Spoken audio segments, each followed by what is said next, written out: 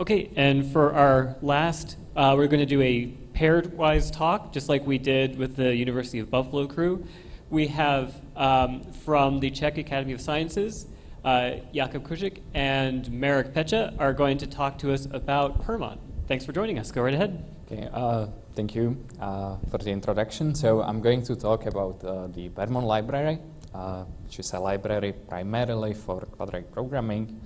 And so it started in 2011, and it's an open source. It's based on PETSc, and we actually leverage a lot of things from PETSc, including, as was mentioned, like makefiles and test system. But the actual like core is using mostly like maths, VEX, KSPs, and stuff like that. The main part is the PERMON library, which is the general QP quadratic programming solution framework. And it also, for some reason, contains FETI, which I kind of get into why it is there. And then we have something which will Marek talk about, which is a PermonSVM for support vector machines. Now, what are quadratic programming problems? So it's basically this thing. So minimization of a quadratic functional. And if we didn't have any constraints, it's solving linear systems. But we have constraints. Like here it's equality constraint, linear equality, linear inequality, and a box constraint for this. And our applications are mostly in like mechanics, contact mechanics, and the support vector machines, but we had users to use it for other in other domains. And if you are familiar with PETSc, then this workflow will be quite familiar to you, because we have like similar objects to like KSP or MAT and stuff. So how do you specify a quadratic programming problem? You just get a QP object, you create it, then set the operators, set right-hand side, set the constraints, right? Then there's something called QP transformations, which I'll talk about later. And then there's a solve object, something like ASP, but here it is QPS, QP solver. And again, it works kind of similar. You create it, you put QP in, and you go solve, basically. There's a few solvers, so we can leverage PETSc KSP for unconstrained minimization. Then we have some solvers like augmented Lagrangians, Malk-C method for equality and other methods. And then we develop a lot like these gradient type, projection gradient type methods for other constraints. We can also leverage PETSc tau. And here is the concept of the QP transformations that is like a core functionality of PERMON. So you as a user specify a QP problem that you have, and then we have these transformations that if you apply it to a QP, you create a new quadratic programming problem, which hopefully is like simpler to solve. Because we often can't solve the initial quadratic problem, but we can do this chain of transformations to get to a problem that we actually can solve, or we can solve it quicker, right? And of course, if we do this chain, we have to be able to go back and give you your original, the solution you actually want for the original problem, right? So here is a list of the QP transformations, and so there's a few that are really interesting. The dualization is really powerful one, and I'll speak about it a bit later. Then there's like, how do you enforce, for example, equality constraints? Those are the second and third one. There's like orthonormalize equality constraint, which can really help to solve equality constraint problems. We typically see like 30% improvement in number of iterations if we use this. Okay, and last thing about like the general thing about PERMON, it's since we leverage a lot of stuff from PETSc, it's really easy to install because you just download it, and if you have valid PETSc installation, you can make basically. Right. So why is there even FETI methods and what is it? So if we have a domain, it's a non-overlapping domain decomposition. So we partition the domain, and on the interfaces we duplicate the unknowns, and then say that between the domains the unknowns are the same. So this is done by introducing the Lagrange multipliers to glue the domains together, basically. So it looks like, the formulation looks like this. So we have block diagonal matrix, for example, stiffness in mechanics, for each of the subdomains, and the load vector for each of the subdomains. And this would be the primal problem here, where we have equality constraints for the continuity between the subdomains, just saying that, you know, the displacement is the same, for example, between the nodes. And for example, inequality here, like non-penetration condition for contact problem. And I actually want to do like a little bit of how to derive a dualized problem from this. So you write a Lagrangian, and then you write the Karush-Kuhn-Tucker conditions. And so basically gradients are 0 in minimum. And this is solvable if, so the first equation is solvable if, for u, if the right-hand side is in the image, which can be written as basically it's orthogonal to the kernel, which, for example, in mechanics, it's just orthogonal to the rigid body modes, which is the R matrix. And if we have this, we can actually explicitly say what the U, for example, a displacement is. If we get a left generalized inverse, we can explicitly say what the solution is. And then you just substitute it into the equations 2 to 4, and you get KKT conditions with those that we have left for a dual problem. Right? It looks a bit complicated, but if you do some substitution again, the bottom line is what the dual problem looks like. So it's basically the same structure, but originally we had linear inequality constraint, and now we have just a bound, right? So it's a simple problem, and it's in the Lagrange multiplier space. So that's usually the size of the Lagrange multipliers is much smaller than the, for example, displacement field. And then you do a few other modifications. You basically get to the last line I have here, which again looks a bit more complicated. There's some projectors onto the natural core space, so it converges faster, etc. But the nice thing about this is it's really well conditioned, so it's quick to converge. And also, as we basically add subdomains and make them smaller and smaller, the condition number here gets again smaller, so faster convergence. Plus, we had like the inverse of k in that f operator, which is hidden there, and that also gets smaller, so it's quicker to solve. The problem here is this thing, the GG transpose inverse, that grows as we add subdomains. So that's kind of a bottleneck of the method. Anyway, if you'd like to use this, you give us the matrices.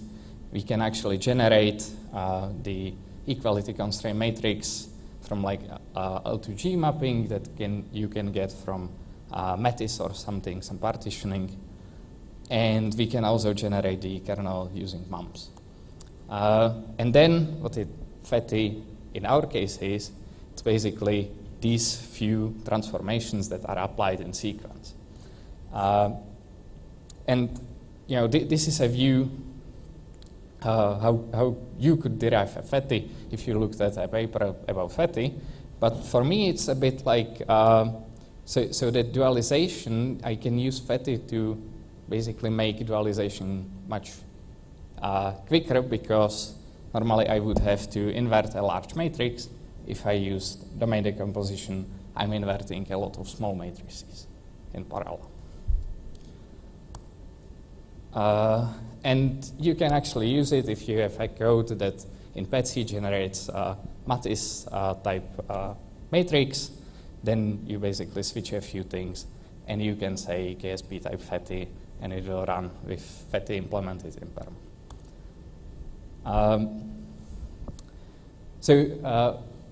One thing about why I actually had there the KKT conditions is it's really useful if you like run the code and you are getting some results you don't know if it even makes sense what you're getting. First thing to look at is if you satisfy the Karush-Kuhn-Tucker conditions, and we can print all of them for every QP in the chain. And here is an example. So here is the final one in the chain. Then there's another one which actually the last line says it still has like the equality constraint. Here's one that's after dualization, and here is the last one which is like what I had there, the conditions before the dualization. So for our original problem. Right, and another feature that's nice to look at. So if it takes the simulation takes too long, how the solvers actually converged. So here is some overview about how many iterations the solver needed and stuff like that. Right, so we have a few examples with FETI for like very simple problem, like a cube that's fixed on the bottom. The top is loaded. There may be some obstacle at one side, and if we have only linear elasticity, actually what this shows is we have 4,000 cores, and we change number of subdomains per core. So from one subdomain to 27, and what I said is that K factorization goes, the subdomains are smaller, the action of F gets quicker. The problem is that the factorization of that G transpose and its action gets slower. But there's this trade-off that you have to take into account. Here is scalability, weak scalability for linear problem, up to 1.2 billion of unknowns and 15,000 subdomains or cores. So this scalability is quite good, and what's normal for FETI for this is that number of iterations or here Hessian multiplications remains constant. For contact problems, it doesn't actually remain constant because the contact interface gets bigger. So, but it grows like for 2,000 cores to 15,000 cores, and 10 times larger problem if I see correctly, about 2 times. The keyless variant means it's there's some shenanigans going on with improving the formulations. It's very important. And the time grows about by a factor of 3 for the best variant that we have here. And I have a few applications. So this one maybe isn't the best one, but it's like it's looking at slope stability problem. So first off, we do like elastoplastic analysis of the slope to determine a failure surface. Then we discretize with respect to the failure surface. And the point was to show that you can use FETI to handle discontinuities quite well. This one is by our former colleague, and it's about denoising algorithms. So there's 2 examples. On the left, there's denoising of an image, and on the right, there's actually a time series denoising.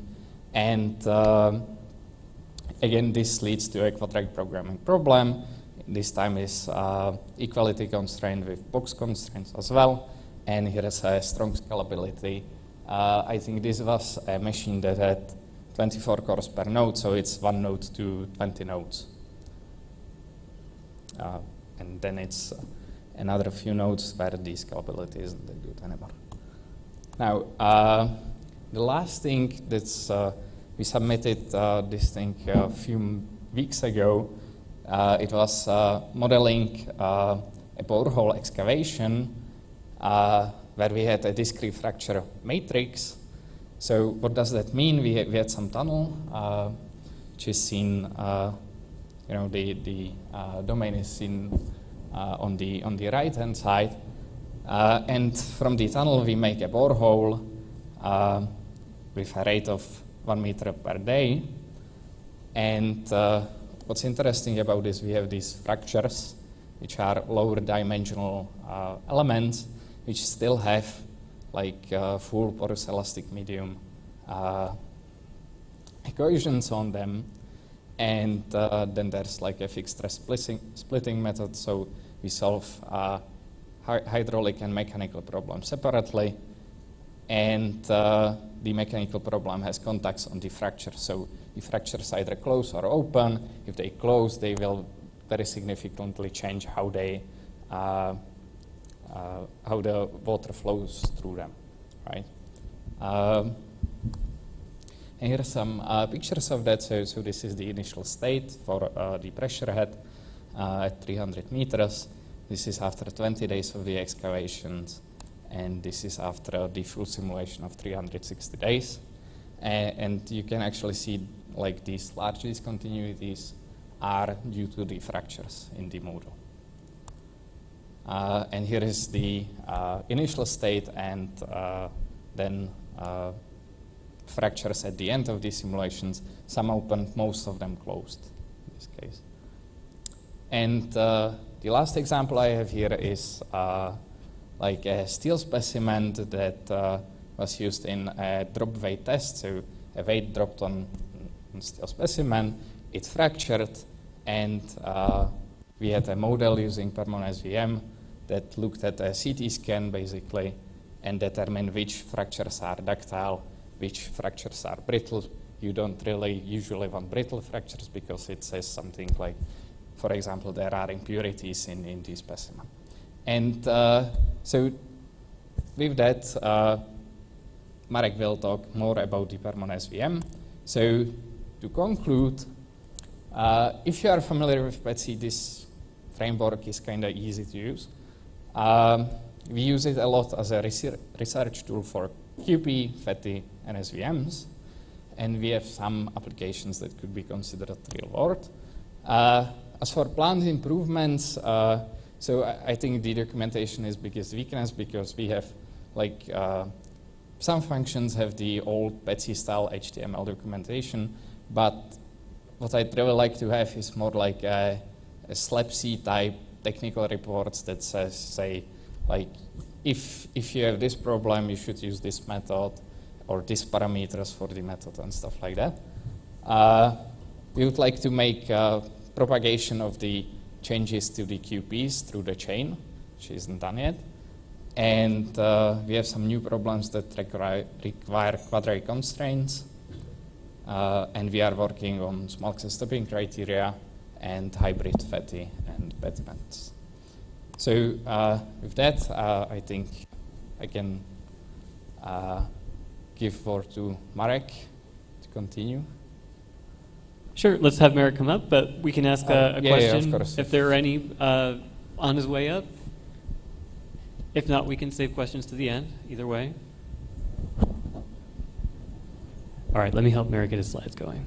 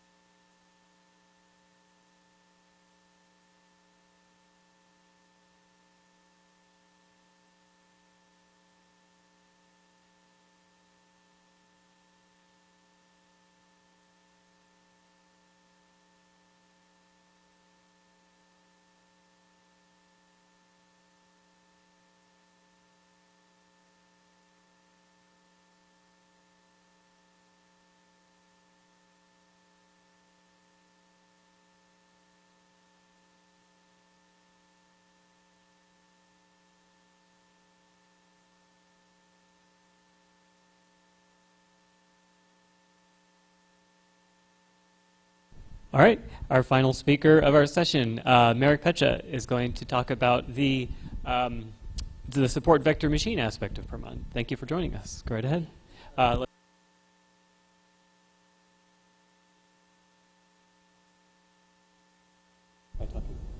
So, do you hear me? Yeah. Okay, perfect. So, actually, my name is Marek Pecha, but it's a detail. So, good afternoon, everyone. So, in my presentation, in my talk, I will present the joint work with Zachary Langford from Oak Ridge National Laboratory, David Horak, who is my supervisor of a PhD thesis, and Richard Mills, of course, who is co-supervisor of my PhD thesis, and I will speak. Okay, I will speak about the distributed approaches to the machine learning for the natural hazard applications, basically for wildfire identification using our software PERMON, which introduced Jakub in his talk. So this is the outline of my presentation. First of all, I will very briefly introduce the SVM, which we use as a classifier for our application. We have a new feature in PermonSVM for the calibration based on a spread scaling, which basically which is based on the transforming output of the SVM model to the probability space. Then I will speak very briefly about the data processing, and I will show some results. So, as I said, first of all, I will speak about the SVM, but first some notations. So, I have a matrix X, which is related to the samples, and the vector Y, which is related to the labels. So, and I want to find some hyperplane which separates these two groups. So basically this problem has infinite many solutions, but I want to find one of them which maximizes the distance between closest samples from each group to the hyperplane. So, the previous example was only for linearly separable data, but the real world data are not linearly separable. So we need some approach how to quantify the misclassification error, and for this we use a hinge loss function. So it's defined like this, and it quantifies the misclassification error as a distance between the hyperplane and the misclassified sample. So standard SVM solve the problem of the finding classification model in form of maximal margin hyperplane. But in our approach, we use the relaxed version of this problem. So we do not consider the bias B of the hyperplane in the classification model, but we incorporate it into the problem by means the augmented normal vector of the hyperplane and each sample by the additional dimension. So in fact, we consider the bias B as the relaxed user-defined parameter. It's very similar to the deep neural networks approach. So this is the optimization formulation. Okay. It's better? Okay. So, and this is the constraint. This is the formulation of this problem. This SVM problem. The first one is related to the primal formulation, and we dualize this primal formulation to reduce number of the unknowns, and we got the two dual formulation. First one is related to L1 loss, formulation and second to L2 loss. The first one basically produced the sparse model, and the second one it's easily to solve because the hashing is regularized. So our last feature, when we finished basically last week, so it's in the dev version of the, if it is in the dev branch, and it is this feature is for the model calibration. So as I said, we transform the output of the SVM model to the probability space, such that the posterior probability is approximated by sigmoidal function. So, and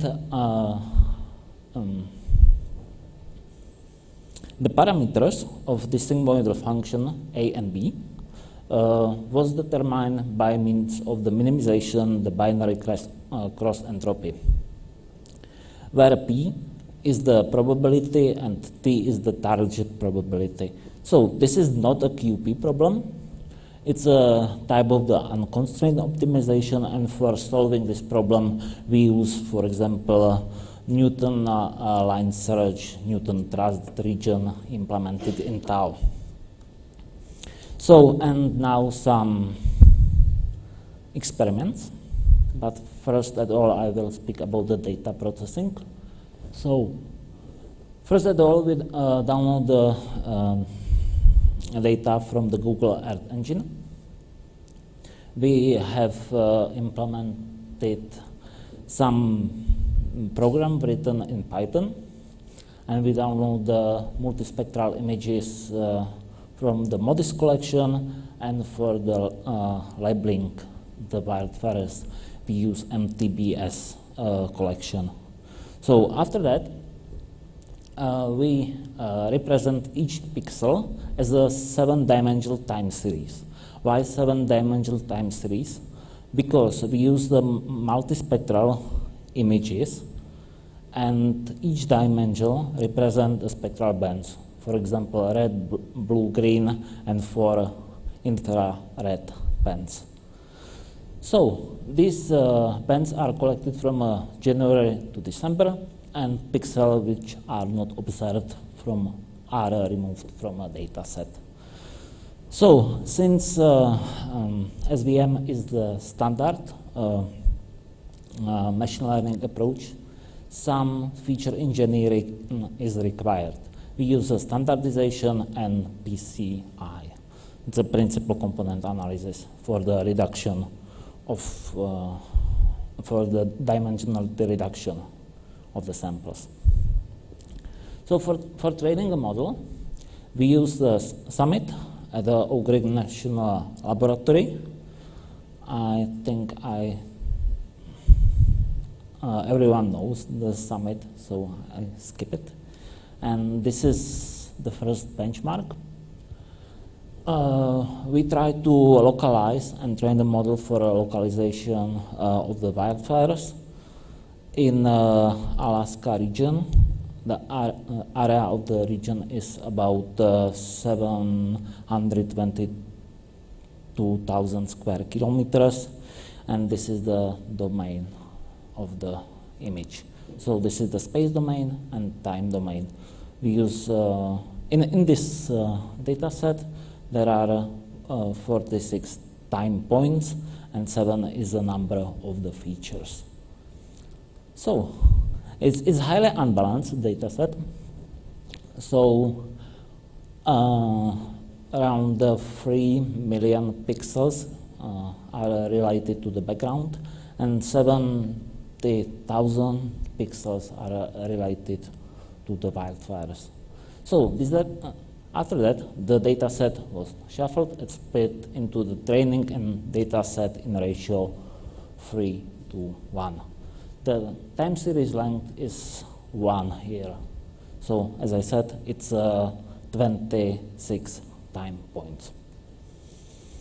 So, and this is the first result. And so we try to train the model using L2 loss, and it completely failed. and question is why. Because for this type of problem, we need some feature selection, and when we try the model for or using the L1 loss, so it works much better. We compared our results with the XGBoost, which is basically a combined model using the gradient boosting approach.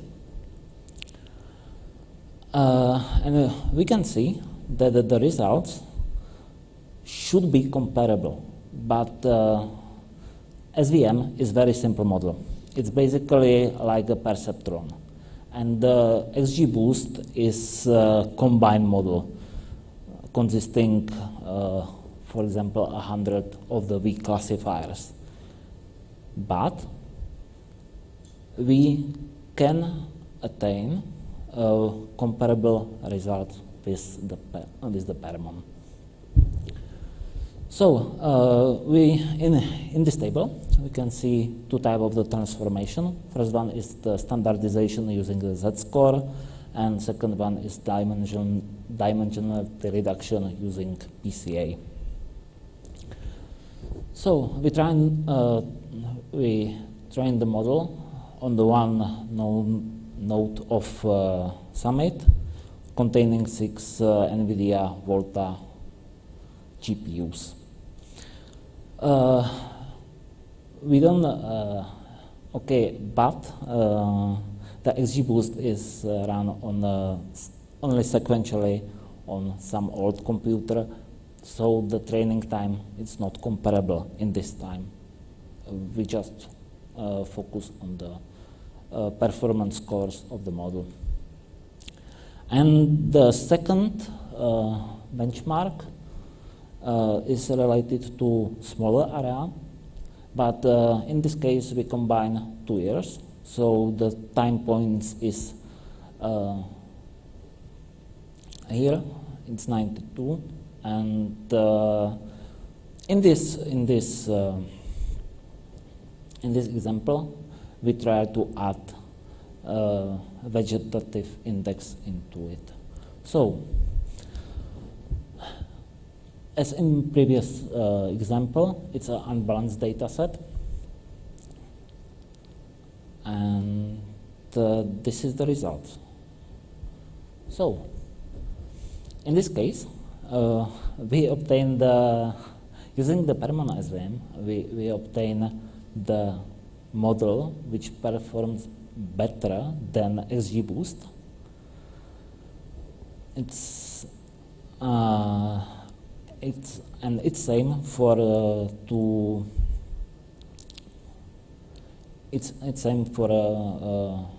two experiments as for Z-scores and PCA. So in this case, we use the calibration model instead of the simple SVM, but we don't run this experiment on the Summit. It's a very new experiment, and it's a sequential run on my laptop. So that's the reason we do not report the training times. So, and the last feature what we try to add to the training data set is the vegetative index. So, and we obtain the models which performs better as well using the PermonSVM comparing to XGBoost. So, and this is the visualization of the prediction. So we can see the prediction of the wildfire as a probability. So this picture is for the training data set, and the second one is for a test data set. So we can see some small areas containing not well classified wildfires, and so on. So, and some summary.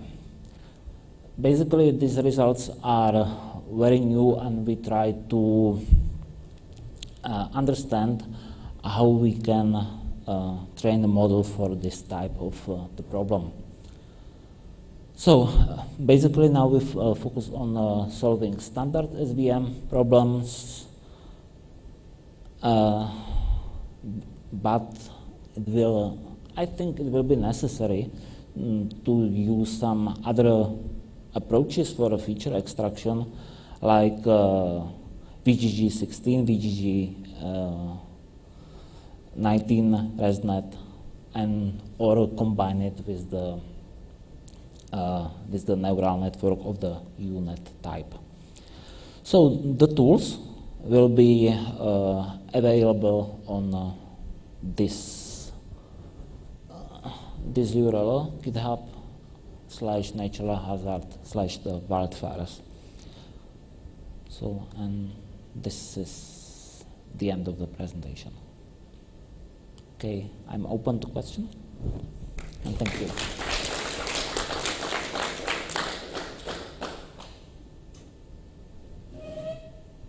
Thank you very much, Marek. Questions?